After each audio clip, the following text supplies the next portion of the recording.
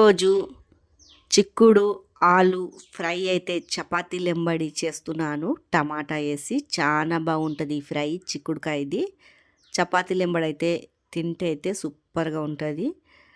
ఈ వీడియో అయితే full video అయితే వాష్ చేసి అయితే చూడండి. కర్రీ ఎలా చేస్తున్నానో మొత్తం అర్థమవుతుంది. టేస్ట్ మాత్రం చాలా బాగుంటుంది. ఒక గిన్నె పెట్టుకొని ఒక 5 పావులు నూనె పోసుకున్నాను. ఆనియన్ ఒక పెద్దది కోసుకొని సన్నగా రెడ్గా ఫ్రై అయిపోయాక ఒక చెంచా ఫ్రెష్ అల్లం అయితే వేసాను. తర్వాత పసుపు కారము వేసుకొని పచ్చివాసన పోయే వరకు అయితే మంచిగా కలుపుకున్నాను. ఇదంతా తర్వాత చిక్కుడుకాయ అంతా దీంట్లో వేసుకున్నాను.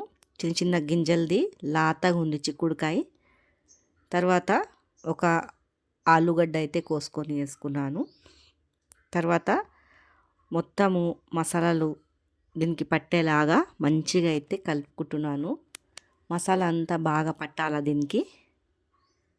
తర్వాత మనకు సన్న మంట మీద పెట్టి మనకు సాల్ట్ ఎంత తింటామో అంత అయితే సాల్ట్ అయితే వేసుకోవాలా. సాల్ట్ వేసుకొని మొత్తం మంచిగా కలుపుకొని సన్న మంట మీద మూత పెట్టి పెట్టేయాలి. కింద మాడకుండా అయితే చూసుకోవాలా. ఒక 2-3 నిమిషాలకి తీసి మూత కలుపుతూనే ఉండాలి. మంచిగా ఉడికిపోతుంది.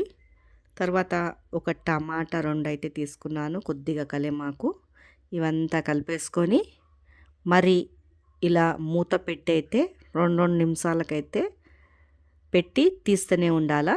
కలుపుతూనే ఉండాలి కింద మాడిపోకుండా. సిమ్ము పెట్టాలన్నమాట. మంచిగా ఉడికిపోతుంది మెత్తగా. టేస్ట్ మాత్రం చాలా బాగుంటుంది. ఏం నీళ్ళు అయితే మాత్రం అయితే నీళ్ళు అయితే పోయొద్దు. నీళ్ళు పోస్తే బాగుండదు. ఇలా చేసి చూడండి, మీరు ట్రై అయితే చేయండి. టేస్ట్ మాత్రం చాలా బాగుంటుంది చపాతీలు ఎంబడి.